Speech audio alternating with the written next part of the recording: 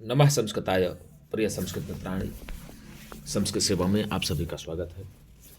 हम लोग पढ़ रहे हैं महाकवि भवभूति द्वारा प्रणीत उत्तरामचरितम का तीसरा अंक। तीसरे अंक में हम लोगों ने 23वें श्लोक तक की घटना पढ़ लिया है। तीसरे श्लोक में तमसा जी है, कहती है, माता सीता को आलिंगन करके और आंखों में आंसू भर करके कहती है कि अनेकों प्रवाहों के द्वारा फैले हुए तथा आनंद और शोक के से आंसुओं को बहाती हुई सुंदर पलकों वाली, विस्तृत और दीर्घ प्रेम की वर्षा करने वाली, श्वेत मधुर एवं मनोहर तुम्हारी जो दृष्टि है, दूध की नहर की तरह अपने हृदयेश्वर राम को स्नान कराती है। ठीक है, यहाँ हृदयेश्वर को स्नान कराती है, नहीं करा रही है, ऐसा भाव है।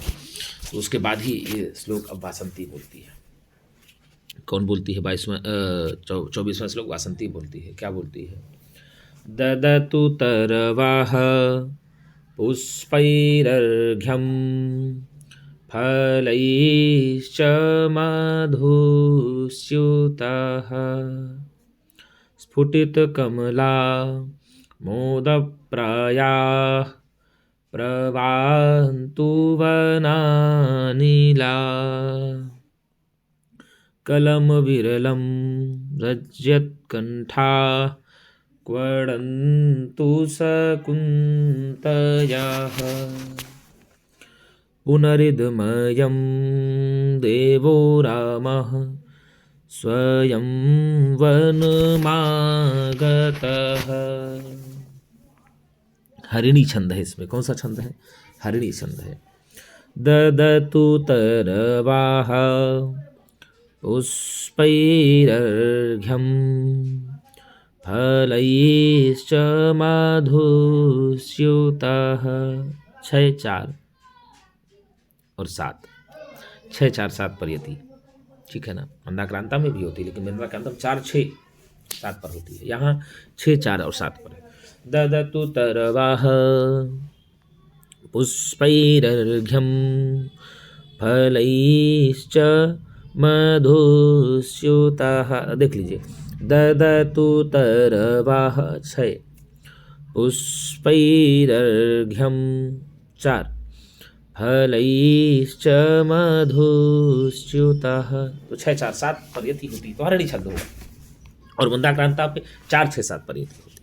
तो ददतु तरवाः पुष्पैरर्घ्यं फलैश्च मधुस्यूताः स्फुटितकमला मोदप्रायाः प्रवान्तु वनानीला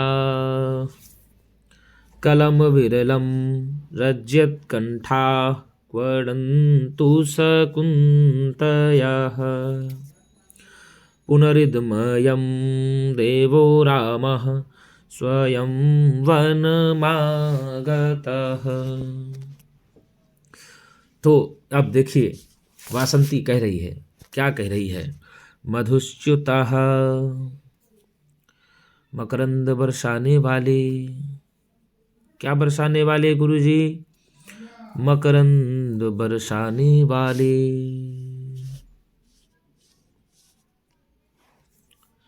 पराग एक प्रकार का, या मकरंद को बरसाने वाले। मधुस्यूतः, मधु होता है ना, मधुस्यूतः मधु को टपकाने वाले, ऐसा भी कह सकते हैं। मधु को बहाने वाले या मकरंद बरसाने वाले। पराग या मकरंद बरसाने वाले या मधु को बरसाने वाले तरवाह वृक्ष। कौन भैया? वृक्ष। पुष्पैः फलैः च अर्घ्यम ददतु, पुष्प और फलों से अर्घ दीजिए। क्या दिए? अर्घ दें। क्या करें? तो भैया मधु को टपकाने वाले या मधु को बरसाने वाले जो तरवा है, जो वृक्ष है, वह पुष्पों के द्वारा और फलों के द्वारा अर्घ्य ददतु, अर्घ दें। क्या दें? अर्घ दें। और क्या कहा? स्फुटित कमला मोद प्रायाः, खिले हुए कमलों की।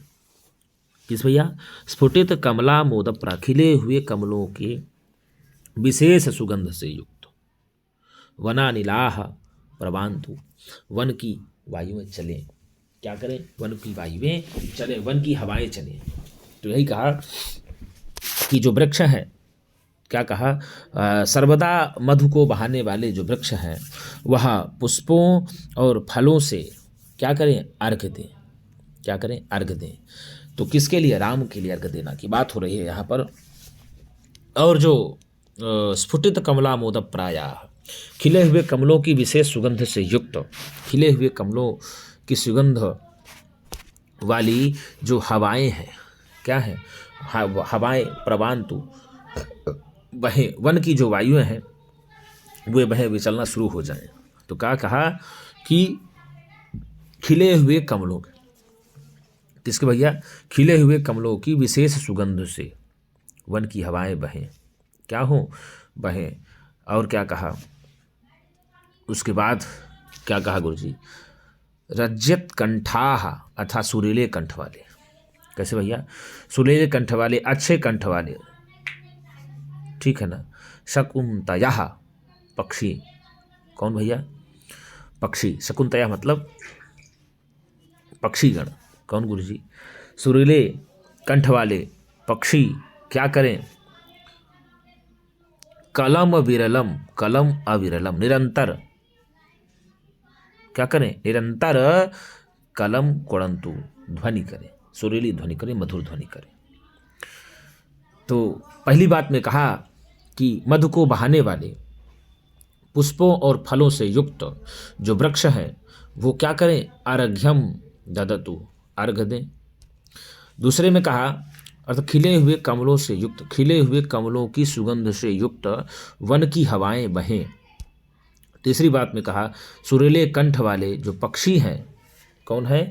सुरीले कंठ वाले जो पक्षी हैं वह मधुर ध्वनि कुड़ंतु, मधुर ध्वनि करें, मधुर ध्वनि करें। क्योंकि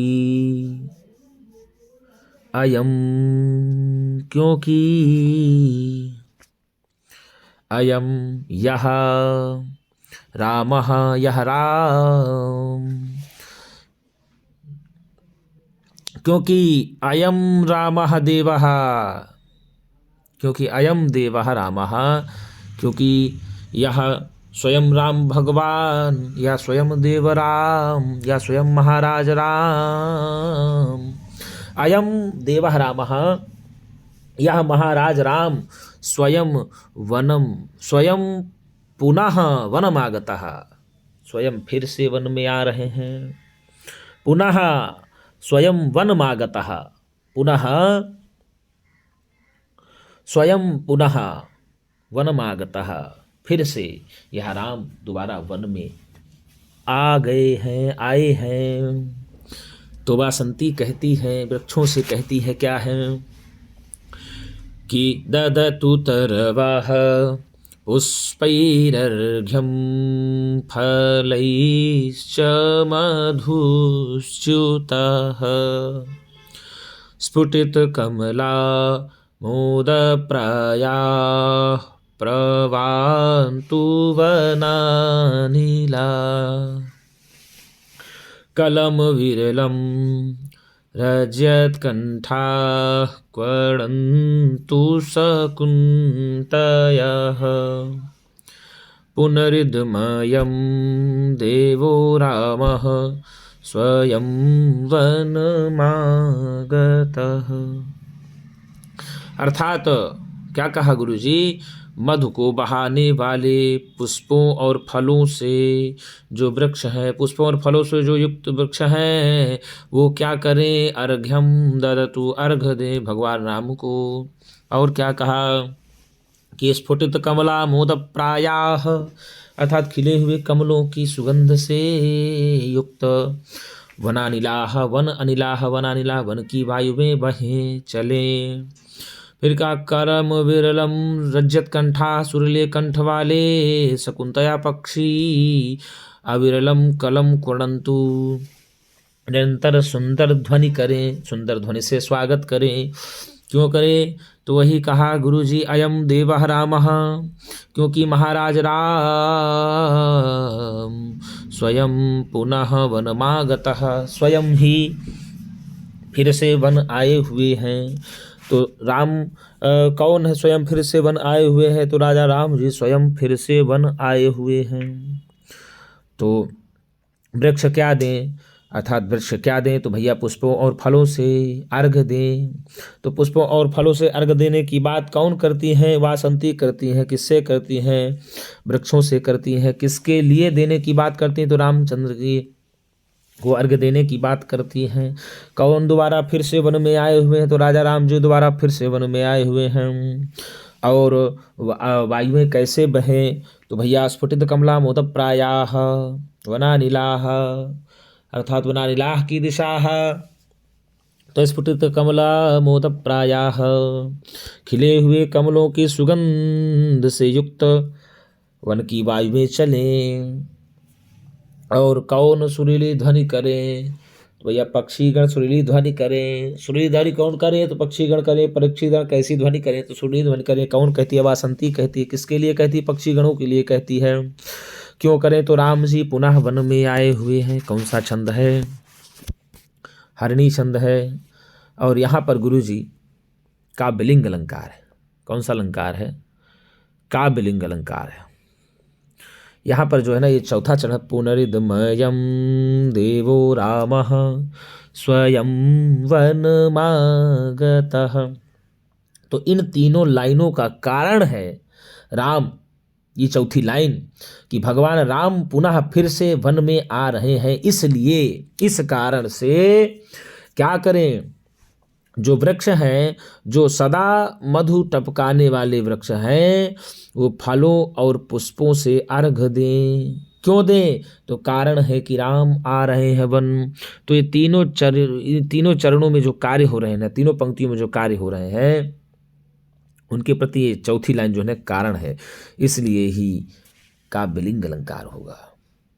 हेतुर्वाक्य पदार्थत्वे काव्यलिंगम निगद्यते। भैया वाक्य या पदार्थ में जो हेतु होगा उस कारण से ही काव्यलिंग अलंकार होता है। तो यहाँ हेतु है, पदार्थ है। देखो हेतु क्या है? हेतु ये है कि राम फिर से वन आ रहे हैं, इस कारण से तुम लोग क्या क्या करो? ये कार्य करो। तो कार्य और कारण भाव है यहाँ पर सीधे सीधे। तो और दूसरा में कहा कि स्फुटित कमला मोदक, अर्थात खिले हुए कमलों से सुगंधित वन की वायुएं चले, अर्थात स्पर्श करके सुगंधित वायुएं चले। ये नहीं कि ऐसे से चले, विशेष सुगंध से युक्त वायुएं चले। और क्या कहा? जो पक्षीगण है सुरीले कंठ से, पक्षीगण क्या करें? सुरीले कंठ वाले जो पक्षीगण हैं वह सुंदर ध्वनि निरंतर करते रहें। क्यों? क्योंकि राम जीवन पुनः आए हुए हैं, इसलिए यहाँ पर काव्यलिंग अलंकार हो गया है। अब अर्घ्यम की बात यदि किया जाए, अर्घ्यम, तो अर्घाय हितम इति अर्घ्यम बन जाएगा। अर्घाय हितम इति अर्घम हो जाएगा। अर्घ से यत प्रत्यय हो जाएगा। अर्घ्यम में क्या होगा? अर्घ से यत प्रत्यय होकर के अर्घ्यम बन जाएगा। मधुस्युतः, तो मधुस्योतन्ति इति, क्या कहा? मधुस्योतन्ति इति, मधुस्योतन्ति इति, मधुस्योतन्ति इति, ते उपपद समास हो जाएगा। मधुस्युत में मधुस्युत क्विप हो जाएगा।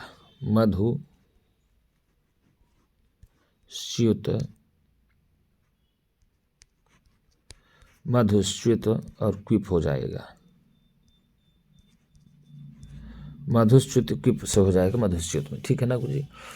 और यदि स्फुटति में पूछा जाए तो स्फुटतानि कमलानि, स्फुटित कमला दिया है ना, तो स्फुटितानि कमलानि कर्मधारय समास तेषाम आमोदः प्रायः ये सूत्रीय बहुब्रीहि समास हो जाएगा। स्फुटित कमला मोद प्रायः में यदि बात किया जाए तो बहुब्रीहि समास हो जाएगा। स्फुटितानि कमलानि, तो स्फुटित कमलानि हो जाएगा तो कर्मधारय समास होगा। और तेषाम आमोदः प्रायः ये सूत्रीय बहुब्रीहि समास हो जाएगा। स्फुटित कमला मोद प्रायः। प्रवान्तु बहें, प्रा वा लोट, क्या कहा? प्रा वा लोट, लकार प्रथम पुरुष बहुवचन में ही प्रवान्तु बन जाएगा। वनानिलाह, तो वनस्य अनिलाह वनानिलाह बन जाएगा। वनस्य अनिलाह वनानिलाह बन जाएगा। वनस्य अनिलाह, वनानिलाह हो जाएगा, षष्ठी तत्पुरुष समास हो जाएगा। ठीक है ना गुरु जी। और रज्जत कंठाह यदि बात किया जाए, रज्जत कंठा भैया, तो रज्यंतः कंठाह ये शाम ते, क्या कहा, रज्यंतः कंठाह ये शाम ते बन जाएगा रज्जत कंठाह बहुब्रीहि समास। ठीक है ना। रज्जत कंठा में कौन सा समास बन जाएगा, बहुब्रीहि समास में बन जाएगा। और रज्जत में तो रंज से सत्र प्रत्यय बन जाएगा। रज्जत में रंज से सत्र प्रत्यय, रज्जत में रंज से सत्र प्रत्यय लग करके बन जाएगा रज्जत में। ठीक है। क्वणंतु तो शब्द कने कूजे होता, क्वण से लोट लकार प्रथम पुरुष बहुवचन। क्वणंतु की बात, क्वण से, किसे, क्वण से लोट लकार, लोट लकार प्रथम पुरुष बहुवचन हो जाएगा क्वणंतु। ठीक है ना। ये चौथा चरण है ना गुरुजी, इन तीनों लाइनों का जो है कारण है। इस कारण से आप लोग क्या करो, ये काम करो। क्यों? क्योंकि राम जी स्वयं वन में आ रहे हैं। कौन कह रहा है? वासंती जी कह रही हैं कि ददतु तरवाह पुष्पैरर्घ्यम फलैश्च मधुस्यु, अर्थात मधुस्युता, मधु को बहाने वाले, मधु को सर्वदा बहाने वाले तरवाह जो वृक्ष है, तरवाह की दशा सन्ति, तो तरवाह मधुस्युता सन्ति, मधु को बहाने वाले हैं। ठीक है। तरवाह किम ददतु, तो तरवाह पुष्पैहि फलैश्च अर्घ्यम ददतु, तो पुष्प और फलों से अर्घ कौन दे, तो पुष्प और फलों से अर्घ वृक्ष दें। और वृक्ष कैसे हैं, तो मधु को बहाने वाले हैं। तो यही कहा कि हे मधु को बहाने वाले वृक्षों, पुष्पों और फलों से युक्त आप अर्घ्य दीजिए। क्यों दीजिए? कि रामचंद्र जी आ रहे हैं, इस कारण से दीजिए, इसलिए काव्यलिंग अलंकार हुआ। और क्या कहा, वायुओं को क्या कहा कि स्फुटित कमला मोद प्रायः प्रवांतु वनानिलाह, अर्थात क्या कहा, खिले हुए कमलों की सुगंध से, विशेष सुगंध से युक्त जो वन की वायुएं हैं वो चलें। तो वन की वायुएं किस प्रकार की है, तो खिले हुए कमलों की विशेष सुगंध से युक्त हैं। किसे हैं? खिले हुए कमलों की विशेष सुगंध के युक्त जो वायुएं हैं, हवाएं हैं, वो चलें, वो बहें। तो वायु किस प्रकार से बहें, तो खिले हुए कमलों की विशेष सुगंध से युक्त वायुएं बहें। ठीक है। फिर क्या कहा, रज्जत कंठा सुरीली कंठ वाले शकुंतयः पक्षीगण, सुरीली कंठ वाले या सुरीले कंठ वाले पक्षीगण क्या करें, कलम अविरलम क्वणंतु, निरंतर सुंदर ध्वनि करें या मधुर ध्वनि करें। तो मधुर ध्वनि कौन करे, तो पक्षीगण करें। कौन करे जी? पक्षीगण करें। और पक्षी गणों का कंठ कैसा है, तो सुरीला कंठ है। सुरीले कंठ वाले पक्षीगण क्या करें, तो निरंतर ध्वनि करें। क्यों करें, तो राम जी स्वयं फिर से वन में आए हुए हैं, इसलिए करें। कौन कहती है? वासंती कहती है। अब सीता कहती है। कौन कह रहा है गुरु जी? सीता कह रही है। क्या कह रही है? आर्यपुत्र ध्रिये एषा ध्रिये, आर्यपुत्र ध्रिये एषा ध्रिये।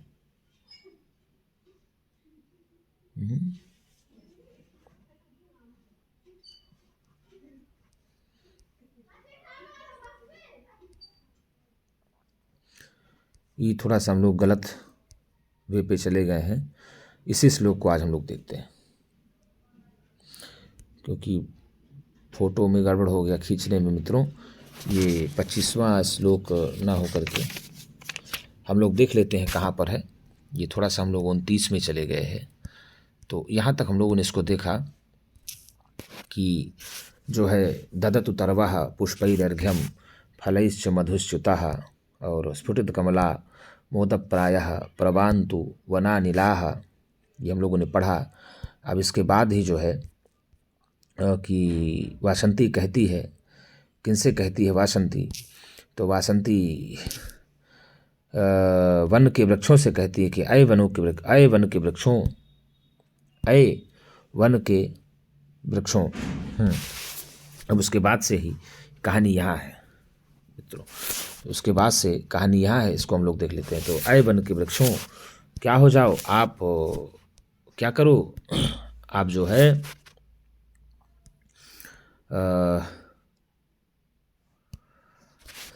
हाँ, आप वन के वृक्षों, मधु को बहाने वाले, वन मधु को निरंतर बहाने वाले, अय वन के वृक्षों, पुष्पों और फल से युक्त आप अर्घ दीजिए और खिले हुए कमलों की सुगंध से, विशेष सुगंध से युक्त वन की वायु में चलें, हवाएं चलें और सुरीले कंठ वाले पक्षीगण निरंतर ध्वनि करें, क्योंकि राम जी पुनः वन आए हुए। तो इस प्रकार से हम लोगों ने इसको पढ़ लिया। अब उसके बाद जो है आया राम। अब राम जी कहेंगे ए ही सखी वासंती, अरे सखी वासंती, ननु इतः स्थियताम, आओ यहाँ बैठो, इधर बैठो। ए ही सखी वसंत, अरे सखी वासंती, ननु इतः स्थियताम, अरे इधर बैठो, क्या करो, इधर बैठो। तब वासंती कहती है उपविश्य शास्त्रम, बैठ करके और आंसुओं को भर करके, बैठ करके आंसुओं को आंख में भर करके कहती है महाराज अपि कुशलम कुमार लक्ष्मण से, महाराज जी क्या कुमार लक्ष्मण कुशल तो हैं। देखो कितनी बड़ी बात कहा। यदि इसमें पंक्ति पूछ ले कि इस पंक्ति की वक्ता कौन है तो वासंती है। देखो वासंती राम से नहीं पूछ रही कि महाराज आपका क्या हाल चाल है। अब बैठी, राम जी कह रहे हैं कि ए सखी वासंती नानु इतः स्थिताम, अरे सखी वासंती आओ इधर बैठ जाओ। तो वासंती कहती है उपविश्य और आश्रम, शास्त्रम अर्थात बैठ करके, आश्रय सहितम शास्त्रम में आपको बताया पहले अव्ययभाव समास से, बैठती है और बैठ करके आंसुओं को भर करके आंख में कहती है महाराज आप ही कुशलम कुमार लक्ष्मण से, अरे महाराज क्या कुमार लक्ष्मण कुशल तो हैं। अब बताइए, किसी का हाल चाल ना पूछना, दूसरे का हाल चाल पूछना किसी से, तो इससे समझ लो कि वो उसके ऊपर कितना नाराज होगी। तो वासंती अपना नाराजगी प्रकट करना चाह रही, तो उन्होंने राम का ना पूछ करके कुमार लक्ष्मण का पूछती हैं हाल समाचार की, बताइए क्या कुमार लक्ष्मण तो कुशल हैं, कुशल तो हैं।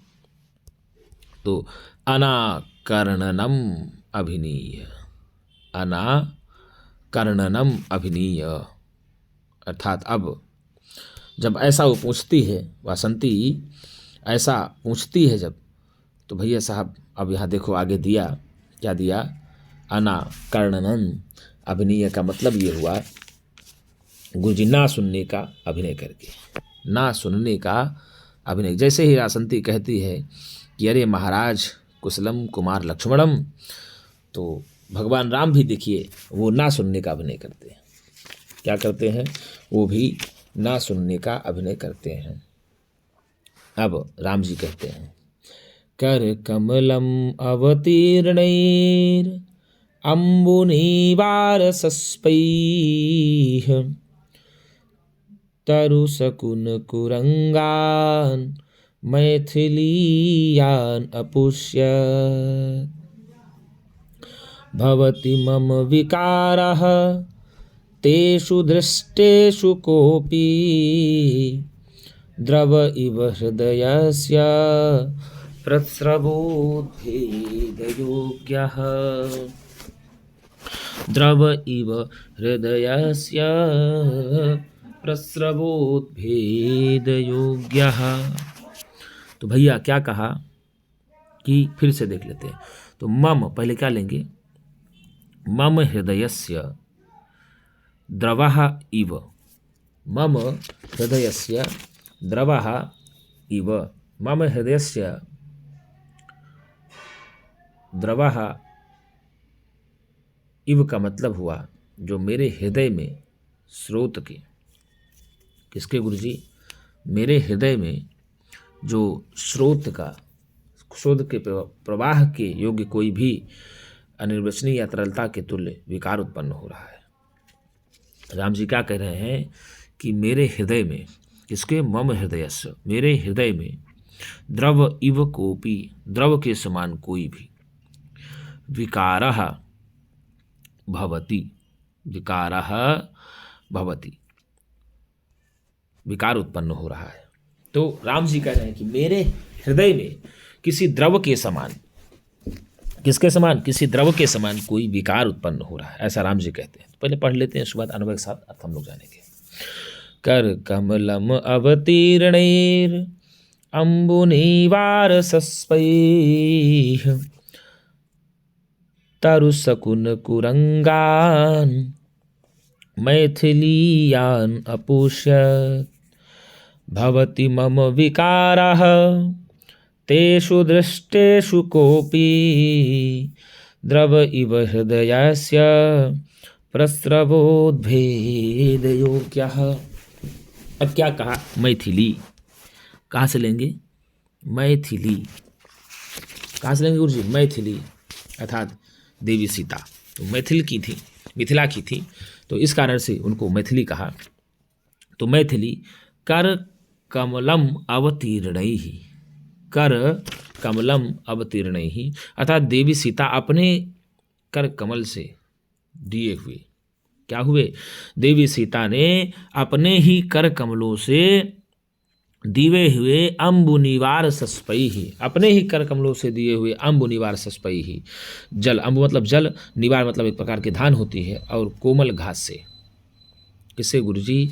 देवी सीता ने, मैथिली देवी सीता ने अपने ही कर कमलों से दिए हुए जल, निवार और सस्पैहि घास से। किससे भैया? घास से। देवी सीता ने अपने ही कमल रूपी हाथों के द्वारा दिए हुए जल, निवार और घास से। किससे गुरुजी? घास से। यान, यान तरु शकुनी कुरंगान अपुष्यत, यान तरु शकुनी कुरंगान अपश्यत, जिन वृक्षों और, किसको भैया? जिन वृक्षों, पशु पक्षी और मृगों को पालती थी, जिन वृक्षों और पशु पक्षी तथा मृगों को पालती थी। कुरंगान, मृगान। कुरंगान मतलब गुरुजी मृगान, अर्थात जिन वृक्ष, पशु पक्षी और कुरंगान मृगों को पालती थी। कौन पालती थी? देवी सीता। अर्थात वृक्षों को जल देती थी। क्या देती थी? वृक्षों को जल देती थी, और निवार, पक्षियों को निवार देती थी, धान देती थी। सस्पैहि और मृगों को घास दिया करती। देखो तीनों को अलग अलग जो जो भी देती थी, यहाँ भी यही दिया। देखो तरु, पहले तरु को, तरुओं को क्या देती थी? अम्बु देती थी, जल देती थी। शकुनी पक्षियों को क्या देती थी? तो निवार, धान आदि देती थी। और कुरंगान मृगों को क्या देती थी? तो सस्पैहि घास दिया करती थी। और दे करके अपुष्यत पाला पोसा था। क्या होता था? पाली पोसी थी, बड़ा की थी। तो अब राम जी कहते हैं अनाकरणनम अभनीय, अर्थात ना सुनने का बहाना करके। जब वासंती राम जी से पूछती है कि अरे राम, कुमार लक्ष्मणम, क्या कहा? उपविश्य शास्त्र महाराज कुशलम कुमार लक्ष्मणस्य, महाराज जी क्या कुमार लक्ष्मण कुशल तो है? तो ऐसा आज राम जी भी क्या करते हैं? अनाकरणम अभनीय, ना सुनने का बहाना करके क्या करती हैं? कर कमलम अवतीर्णैरम्बुनिवार सस्पैः तरु शकुन कुरंगान मैथिलीयान अपुष्यत। मैथिली देवी सीता ने, किसने? देवी सीता ने स्वयं अपने कमलों के हाथों से, कर कमलों अर्थात कमल के समान हाथों से, अपने ही हाथों से अम्बु, जल, निवार, धान, सस्पैहि घास आदि से, यान जिन, तरु वृक्षों को, शकुनी पशु पक्षियों को, और वृक्षों को अपुष्यत पाला था। अर्थात कहने का मतलब देवी सीता ने अपने हाथों से द्वारा, अपने कमल रूपी हाथों के द्वारा ही जिनको पाला था, जिनमें से वृक्षों को जल दे करके, पक्षियों को निवार दे करके, कुछ चावल आदि का, धान आदि का दाना दे करके, सस्पैहि ही वृक्षों को पानी दे करके पाला था, मृगों को घास दे करके पाली थी, घास दे करके पाली थी। तेसु दृष्टेषु, क्या कहा?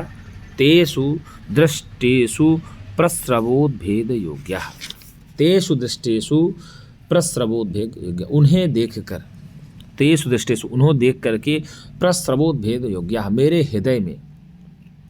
हृदय में स्रोत के प्रवाह के योग्य, स्रोत के मतलब स्रोत के प्रवाह के योग्य, कोपी कोई, कोपी मतलब कोई, सीधे सीधे कहा तेषु दृष्टेषु प्रस्रवोद्भेद योग्य, उनको देख करके मैं हृदय में स्रोत के प्रवाह के योग्य, किसके योग्य? उनको देख करके मेरे हृदय में स्रोत के प्रवाह के योग्य द्रवः इव, द्रव के समान, द्रव के समान क्या हो रहा है? हाँ, यहां से लेते हैं, तेषु दृष्टेषु प्रस्रवोद्भेग्यो, उनको देख करके, उनको देख करके मेरे हृदय में स्रोत के प्रवाह के योग्य, हाँ, हृदयस्य, मेरे हृदय में, किसमें गुरुजी? मेरे हृदय में स्रोत के प्रवाह के योग्य कोपी, कोई, द्रवः इव, द्रव के समान, विकारः भवति, विकार हो रहा है।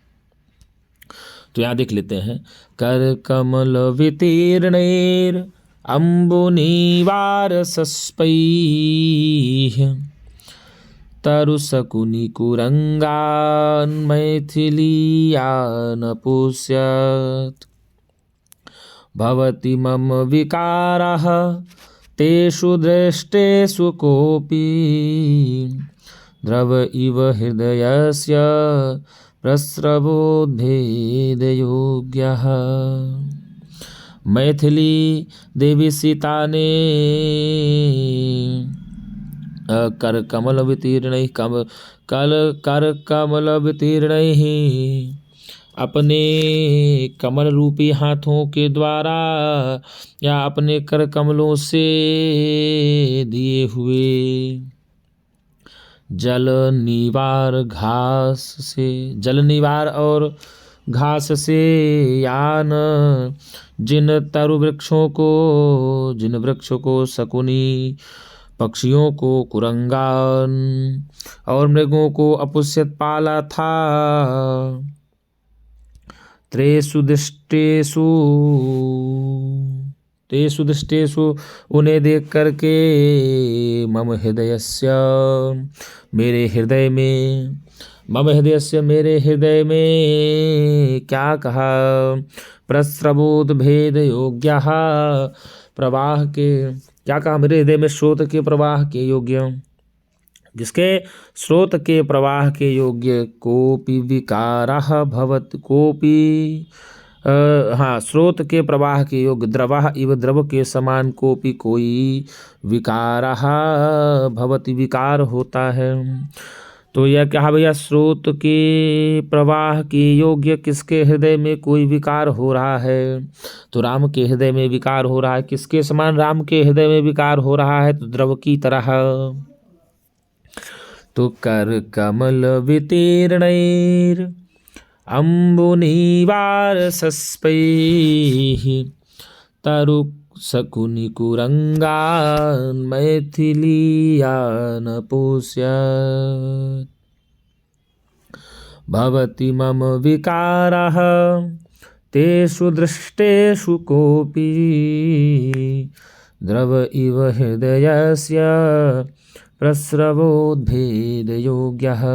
जब राम जी कहते हैं कि अपि कुमार कुमार लक्ष्मण से, बताइए राम जी क्या कुमार लक्ष्मण तो सकुशल हैं? तो राम जी अनाकरणम अभिनय, ना सुनने का बहाना करके क्या करती हैं कि कहते क्या है? मैथिली अर्थात देवी सीता ने कर कमल वितीर्ण ही, अर्थात अपने ही कर कमलों से, अपने ही कर कमलों से दिए हुए जल निवार और घास से जिन वृक्षों को, पक्षियों को और मृगों को अपुष्यत पाला था, तेषु दृष्टेषु, उनके ही देखने पर, उन्हें देख करके, मम हृदयस्य, मेरे हृदय में प्रस्रवोद्भेद योग्यः, स्रोत के प्रवाह के योग्य, किसके प्रवाह के योग्य? धारा के प्रवाह के योग्य, कोई स्रोत के प्रवाह के योग्य, द्रवः इव, द्रव के समान, किसके समान?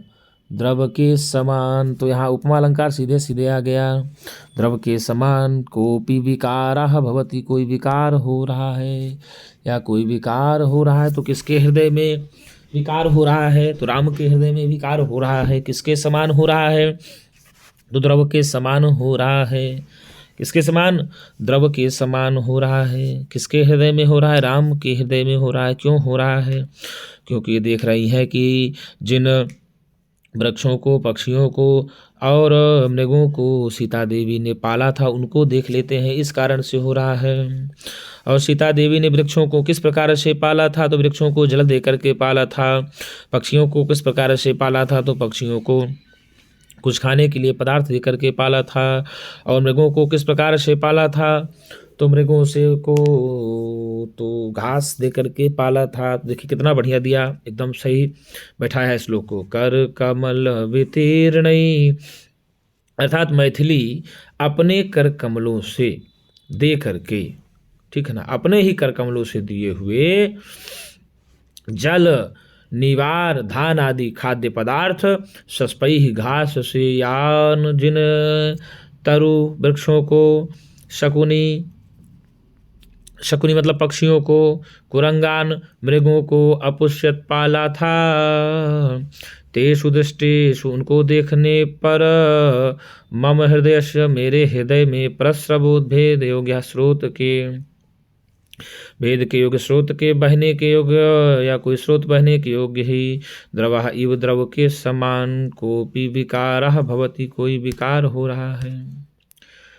तो किसने तरु से वृक्षों को पाला? किसने जल से वृक्षों को पाला? तो किसने जल से वृक्षों को पाला? तो देवी सीता ने पाला। देवी सीता ने वृक्षों को क्या पिलाया? जल पिलाया। देवी सीता ने पक्षियों को क्या खिलाया? तो निवार खिलाया। और देवी सीता ने मृगों को क्या खिलाया? तो ग्रास खिलाया, सस्प खिलाया, घास खिलाया। ऐसा राम जी कह रहे हैं। तो यहाँ पर उपमा अलंकार हो जाएगा। मालनी वृत्त है, मालनी छंद है। कौन सा छंद है? मालनी है।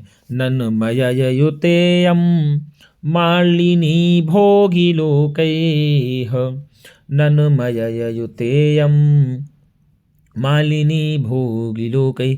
देखिए यहाँ कहती है वासंती, यहाँ से ना, अब राम जी कहे, जब हम लोगों ने वहाँ ददतुतर्वाः पुष्पैर्घ्रम वाला पढ़े कि वहाँ वासंती कहती है कि अय वृक्षों, अय वन के वृक्षों, ददतुतर्वाः पुष्पैरर्घ्यं फलैश्च मधुस्युतः, अर्थात मधु को बहाने वाले अय वन के वृक्षों, पुष्पों और फलों से राम को क्या करो? अर्घ्य दो। क्या दो? अर्घ्य दो। स्फुटित कमला मोद प्राया, प्रवान्तु वनानीला। और क्या कहा? खिले हुए कमलों से, विशेष खिले हुए कमलों वाले विशेष सुगंध से युक्त अय वन की हवाओं, बहो। क्या करो? बहो।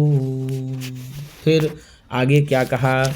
फिर आगे यही कहा कि कलम विरलम जयत्कंठा क्वडन्तु शकुन्तयः। अय सुरीले कंठ वाले पक्षियों, क्या करो? निरंतर एक सुंदर ध्वनि करो। क्यों करो? तो पुनरिदमयम देवो रामः स्वयं वनमागत। कितना बढ़िया काव्यलिंग दे दिया। तीनों का हेतु हुआ चौथी लाइन, क्योंकि राम जी पुनः इस वन में आए हुए हैं, इसलिए तुम ये करो। ऐसा तभी राम जी कहते, अये ही सखी वासंती, वासंती ननु इतः स्थियताम। आओ वासंती, इधर बैठो। वासंती उपविश्य शास्त्रम, वासंती बैठ करके अश्रुजल भर करके, महाराज अपि कुशलम कुमार लक्ष्मणस्य। अरे महाराज, क्या कुमार लक्ष्मण कुशल तो हैं? तो अब राम जी भी अनाकरणम अभिनीय, ना सुनने का बहाना करके, कर कमलम अवतीर्णैर अम्बुनिवार सस्पै, कर कमल वितीर्णैर अम्बुनिवार सस्पै, तारुकुसन तारुशकुन कुरंगान मैथिलीयान अपुष्यत्, भवति मम विकारः तेषु दृष्टेषु कोऽपि, द्रव इव हृदयस्य प्रस्रवोद्भेद योग्यः। तो यही कहते हैं राम जी, मैथिली अर्थात देवी सीता ने कर कमल वितीर्णैः, अर्थात अपने कर कमलों से दिए हुए जल, निवार, धान, सस्पय, घास आदि के द्वारा यान जिन तरुहु वृक्षों को, शकुनी पक्षियों को, कुरंगान मृगों को अपुष्यत पाला था, तेषु दृष्टेषु उनको देखने पर, किनको देखने पर, उन्हीं को देखने पर आज उन्हों आए तो उन्हों देख करके मम हृदय से मेरे हृदय में प्रस्रवोद्भेद योग्य, कोई स्रोत के प्रवाह के योग्य, क्या कहा, स्रोत के प्रवाह के योग्य कोपी कोई अनिर्वचनीय, जिसका मैं निर्वचन नहीं कर सकता हूँ। क्या कहा, अनिर्वचनीय तरल द्रव इव, जिसका भी निर्वचन नहीं किया जा सकता, जिसके बखान नहीं किया जा सकता, ऐसा द्रव के समान मेरे हृदय में क्या हो रहा, विकार भवती, विकार उत्पन्न हो रहा है। तो किसके हृदय में विकार उत्पन्न हो रहा है, राम के हृदय में विकार उत्पन्न हो रहा है। और कैसे, किसके समान विकार उत्पन्न हो रहा है, तो द्रव के समान विकार उत्पन्न हो रहा है। क्यों विकार उत्पन्न हो रहा है, आज वही देख करके सीन विकार उत्पन्न हो रहा है कि जिन वृक्षों को देवी सीता ने पानी देकर पाला था, जिन पक्षियों को देवी सीता ने धान निवार आदि देकर के पाला था, और जिन मृगों को देवी सीता ने घास आदि देकर के पाला था, वो सब सामने उनको देख करके ऐसा बोलते हैं। तो गुरुजी यहाँ पर उपमा अलंकार है, यथासंख्य अलंकार भी है, यथासंख्य भी है और उपमा अलंकार भी है। ठीक है, तो यथासंख्य और उपमा दो दो अलंकार होते हैं। ये जो दिन प्रस्रवोद्भेद योग्य है, तो इस श्लोक में जो अम्बु है आदि का तरु आदि से क्रमशः संबंध होने के कारण ही यथासंख्य अलंकार है। किससे गुरुजी, अम्बु से और तरु से। अम्बु, ये अम्बु से तरु का संबंध है। अम्बु से किसका संबंध है, तरु का संबंध है। निवार से किसका संबंध है, शकुनी का संबंध है। और सस्प से किसका, कुरंगान। तो इस कारण से यहाँ पर यथासंख्य अलंकार भी है, क्रम से देखिए दिया है। देखिए जल है यहाँ तो यहाँ वृक्ष है, निवार है यहाँ तो यहाँ शकुनी है, और सस्प है यहाँ तो यहाँ कुरंगान है। तो तीनों को एक क्रम से बैठाए तो यथासंख्य अलंकार इसी कारण से हुआ। और द्रव इव के समान यहाँ पर उपमा अलंकार होगा। तो यथासंख्य और उपमा दोनों अलंकार यहाँ पर आ जा रहे हैं। तो मित्रों ऐसा राम जी कहते हैं इस श्लोक में। ठीक है ना, अब इसमें हम लोग देख लेते हैं कौन सा कहाँ क्या है। ठीक है, समास समास देख लेते हैं। और ये देखिए, तो अब यदि इसमें पूछ लेगा, राम जी ने कहा ना, ए ही सखी वासंती, ननु इताह नन्विताह बन गया, ननु धन इताह नन्विताह बन गया, यण संधि, ननु धन इताह नन्विताह बन जाएगा यण संधि। और स्थिरताम, आओ इधर बैठ जाओ, यही कहा ना। तो आ ई, आ स्था लोट हो जाएगा, आ ई और लोट मध्यम पुरुष एक वचन स्था से, ए ही ऐसे आ धन ई और लोट लकार मध्यम पुरुष एक वचन में बन जाएगा। ठीक है, स्थिरताम में जानते हैं स्था धातु है, भाववाच्य से लोट लकार मध्यम पुरुष एक वचन हो जाता है। और ए की बात किया जाए तो ए ही में ए का होता आ धन ई और लोट लकार मध्यम पुरुष एक वचन में बन जाएगा ए ही। ठीक, और स्थिरता में तो स्था, स्थिरता में क्या है, स्थात भाववाच्य में, किसमें भैया, भाववाच्य है यहाँ पर, तो लोट लकार हो जाएगा, एक वचन हो जाएगा। ठीक है ना। और उपविश्य तो जानते ही हो, उपविश्य में उपविश लेप, उपविश लेप होकर के बन जाएगा उपविश्य, उपविश लेप होकर के बन जाएगा उपविश्य। ठीक गुरु जी, उपविश्य में क्या होगा, उपविश लेप होकर के उपविश्य बन जाएगा। और शास्त्रम तो आपको पहले बता दें, आश्रय सहितम शास्त्रम अव्ययभाव समास हो जाएगा। कौन सा, अव्ययभाव समास हो जाएगा। अब आगे दिया ना कि अनाकरणम अभिनय, अर्थात ना सुनने का बहाना करके, तो अनाकरणम, ना आकरणम इति अनाकरणम बन जाएगा, नहीं तत्पुरुष समास। ना क्या कहा, न आकर्णनम, न आकर्णनम, न आकर्णनम इति अनाकर्णनम, तो यहाँ बन जाएगा सीधे सीधे, नहीं तत्पुरुष समास हो जाएगा। अभिनीय, तो अभिनीय अभिनी लेप हो जाएगा, अभिनी लेप, अभिनी लेप हो जाएगा, अभिनीय बन जाएगा। क्या बनेगा, अभिनी लेप होकर के अभिनी बन जाएगा। और कर कमलम, तो कर कमलम करौ कमले इव कर कमले उपमित समास हो जाता है। अताभ्यम वितीर्ण ही तत्पुरुष समास हो जाएगा, तो कर कमल वितीर्ण ही में तत्पुरुष समास हो जाएगा। और कर कमलम में कमरे इव कर कमले उपमित समास हो जाएगा। अताभ्याम वितीर्ण ही तत्पुरुष समास, तो कर कमल वितीर्ण ही में यदि पूछेगा तो तत्पुरुष समास हो जाएगा। और वितीर्ण में वी त्री ता प्रत्यय हो जाएगा। वी त्री और ता प्रत्यय होकर के वितीर्ण बनता है, ठीक है ना। कुछ तृतीया व्यक्ति बहुवचन में बन जाएगा। तो अपने ही कर कमलों से दिए हुए जल निवार घास से जिन वृक्षों, पक्षियों और मृगों को देवी सीता ने पाला था, तो अम्बु निवार और सस्प तरु शकुनी और कुरंग के कारण से यहाँ पर यथासंख्य अलंकार भी हो जाता है। तो इस प्रकार से आप कह देंगे। तो अम्बु निवार सस्पई ही की यदि बात किया जाए तो गुरुजी अम्बु जल निवार हो जाता है, ठीक है। मुनि धान ने जंगली धान को ही कहा जाता है। सस्पई ही नई घास होता है, आप पढ़े ही हैं। तो अम्बुचा निवारह चा सस्पम चा तई ही, अम्बुचा क्या कहा, अम्बुचा निवारह चा, अम्बुचा निवारह चा सस्पम चा, सस्पम चा, अम्बुचा निवारह चा सस्पम, सस्पम चा तई ही, अम्बु निवार सस्पई बन गया द्वंद्व समास। कौन सा समास, द्वंद्व समास में। और निवारक यदि बात किया जाए तो नी व्री घई प्रत्यय हो जाएगा।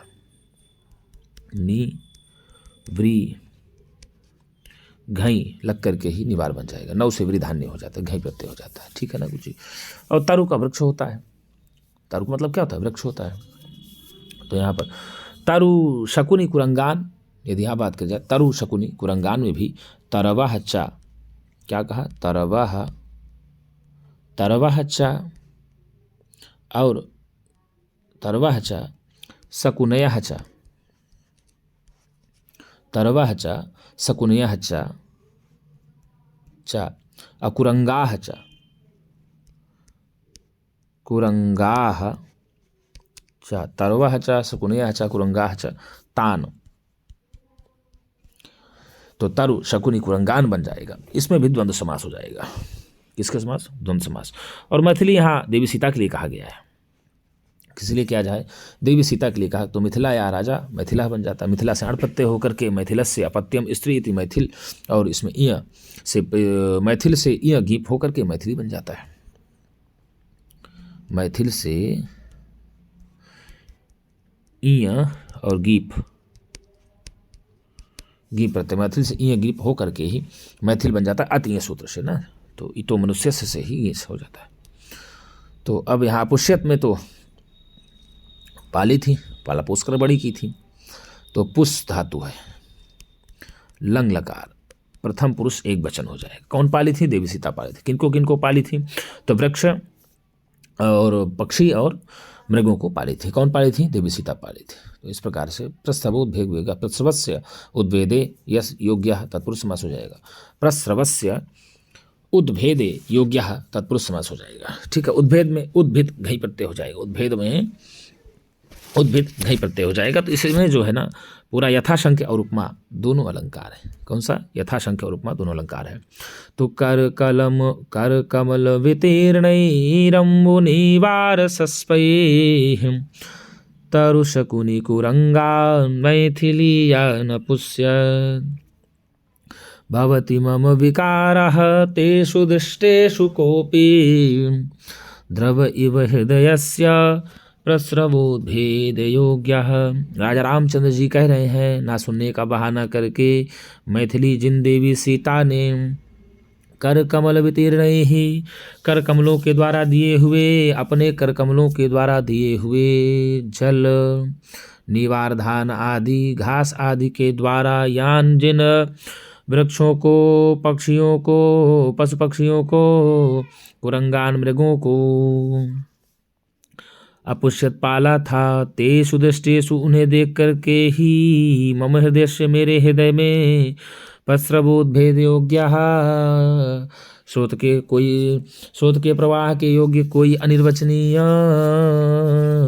द्रव इव द्रव के समान विकारः भवति।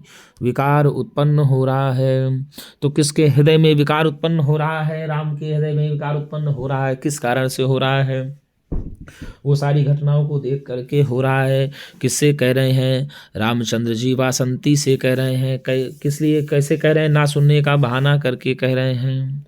तो इस प्रकार से मित्रों, आपका आज 25वां श्लोक हो गया है। तो हम लोग ऐसे ही प्रयास करते रहेंगे। अब 10 दिन में हमको लगता है कि हमारा उत्तरामचरितम भी समाप्त हो जाएगा।